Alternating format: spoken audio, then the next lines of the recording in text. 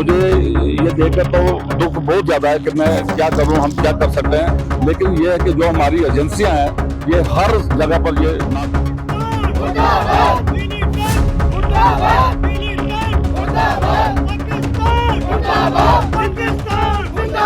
2025 का दिन एक काला दिवस, एक ऐसा दिवस जिसको कभी याद करना भी हमारे लिए संभव नहीं हो पाएगा। और मुझे लगता है कि अब वो समय आ गया है कि ना सिर्फ पाकिस्तान को बल्कि पाकिस्तान के समर्थकों को भी ठिकाने लगाने का वक्त आ चुका है।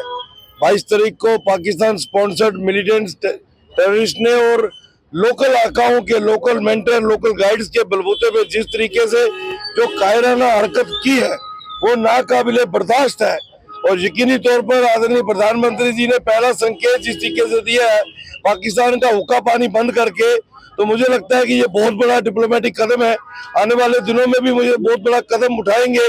लेकिन पाकिस्तान से ज्यादा खतरा जो देश के अंदर नासूर दुश्मन पड़ रहे हैं, जो देश के अंदर इन मिलिटेंट्स के सपोर्टर्स हैं, गाइडर्स हैं, मेंटर्स हैं, ये वाकया जो हुआ है ये साधारणतः एक दो दिन की सोच नहीं है। ये काफी दिनों से प्लान हो रहा होगा, लोकल लोगों ने गाइड किया होगा, लोकल लोगों ने शेल्टर किया होगा। सिक्योरिटी एजेंसीज को हर एरिया को कट ऑफ करना होगा और एंटायर एरिया के अंदर जो अभी एंटी नेशनल एक्टिविटी संदिग्ध दिखता है, तब तक आप इनको मौत के घाट नहीं उतारोगे तब तक मुझे लगता है पूरे देश का सुकून नहीं मिलेगा। आने वाले दिनों में आदरणीय प्रधानमंत्री जी से ये कल्पना है कि पाकिस्तान को दुनिया के नक्शे से हटाना अब भारत के लिए जरूरी हो गया है। यात्रा सदियों से चलती आई हुई यात्रा है। जब पीक में मिलिटेंसी होती है तब भी किसी माइकल लाल में हिम्मत नहीं हुई कि अमरनाथ यात्रा को रोक सके। भोलेनाथ के आशीर्वाद से यात्रा चलती है, वो चलेगी। किसी की जरूरत नहीं है कि उसमें खलल। अभी कहीं ना कहीं जो इन्फिल्ट्रेशन पहले से हो रखी है, ये लोग अपना अस्तित्व बताते हुए कि हम अभी भी एग्जिस्ट करते हैं, हमारा जिसम है, उस कारण कहीं ना कहीं क्रॉस फायरिंग करते हैं। और उसी के निमित्त आज हमारा एक जवान भी शहीद हुआ है। लेकिन सिक्योरिटी एजेंसी पूरी तरह मुस्तैद है। आतंकवाद को नस्तानाबूद करना कोई बहुत बड़ा मुश्किल काम नहीं है। कैंडल प्रोटेस्ट था, यह उन मासूम लोगों के प्रति था जिनके कल पहलगाम के अंदर बड़ी बेरहमी से उनकी हत्या की गई। आज पूरा हिंदुस्तान दुख है, सबकी आंखों में आंसू हैं, चाहे वो किसी भी धर्म से बिलोंग करता हो, हिंदू हो, मुसलमान हो, सिख हो, ईसाई हो, बौद्ध हो। आज पूरा हिंदुस्तान दुखी है। मुझे ये देखकर तो दुख बहुत ज्यादा है कि मैं क्या करूं, हम क्या कर सकते हैं। लेकिन ये है कि जो हमारी एजेंसियां हैं ये हर जगह पर ये नाकाम साबित हुई हैं। इनकी क्लास ले हमारे होम मिनिस्टर साहब कि हमारी एजेंसियां क्या काम कर रही हैं। और बड़ी दूसरी ये बात यह है कि हमारे जो गवर्नर साहब हैं पिछले कई सालों से उनके यहाँ उनकी भी कोई रिपोर्टिंग सही नहीं है।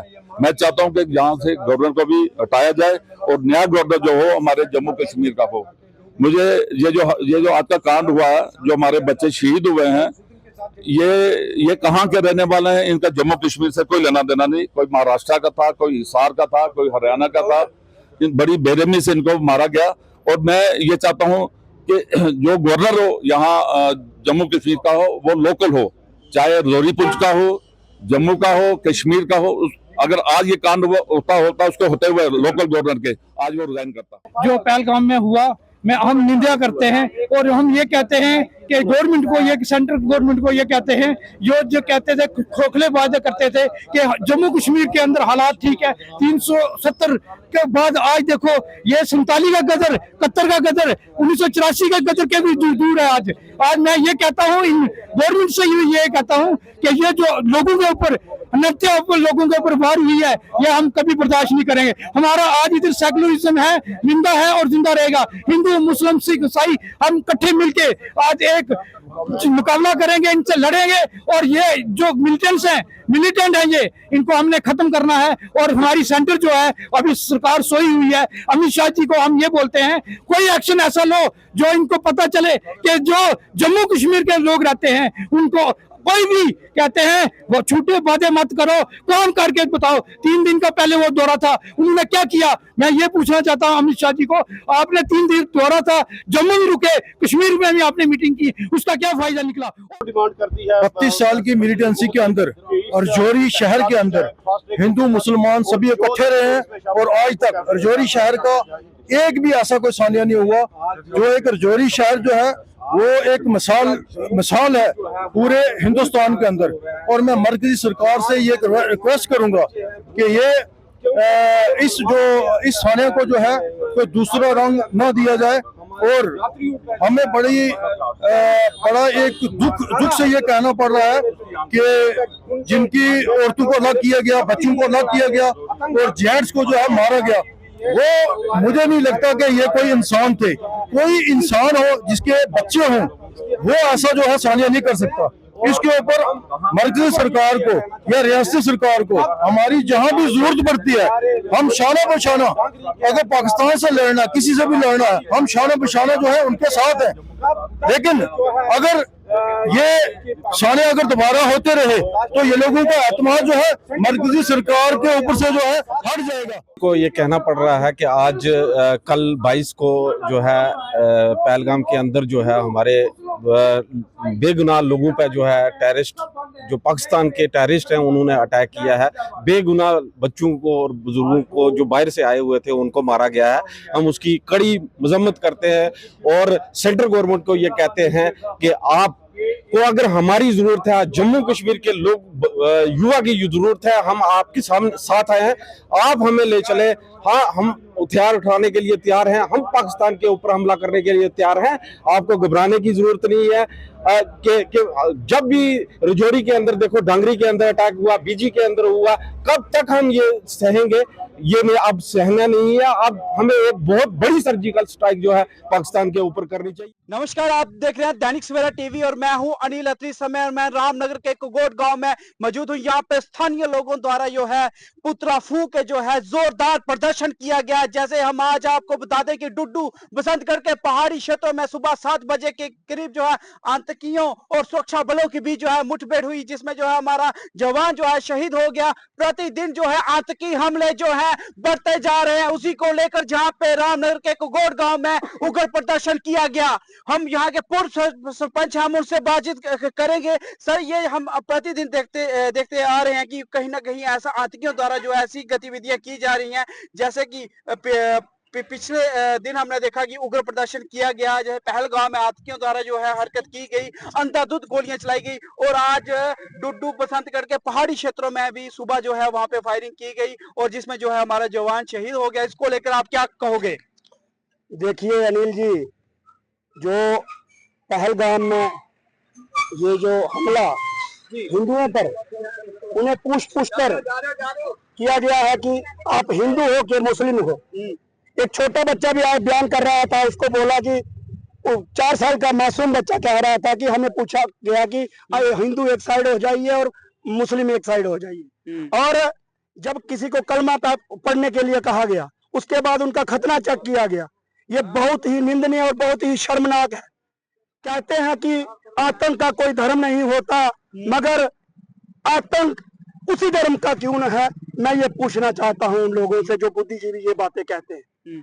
मैं आज आपने देखा बसंतगढ़ में भी एक कायरतापूर्ण हमला जो है छिपकर उग्रवादियों ने हमारे आर्मी के जवानों पर किया है, और उसका भी मुंह तोड़ जवाब जो हमारे जवान है वो दे रहे हैं। जैसे उड़ी में हुआ, उसके बाद पुलवामा में हुआ, उसके बाद आज पहलगाम में हुआ है। ये रोज रोज के हमले जो है, इससे लोग अब उब चुके हैं और तंग आ चुके हैं।